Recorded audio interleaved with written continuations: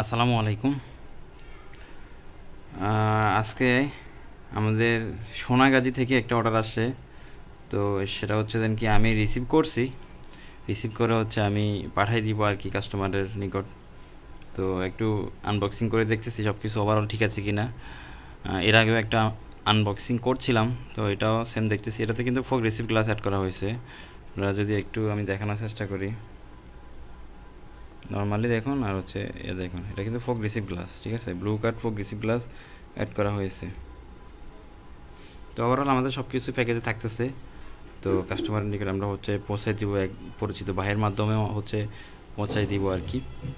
তো যারা হচ্ছে ফেনী থেকে অর্ডার করবেন, আমাদের এখন যে নতুন সিস্টেম সেটা হচ্ছে ডেলিভারি চার্জটা আমরা চেষ্টা করতেছি ফ্রি করে দেওয়ার, ঠিক আছে।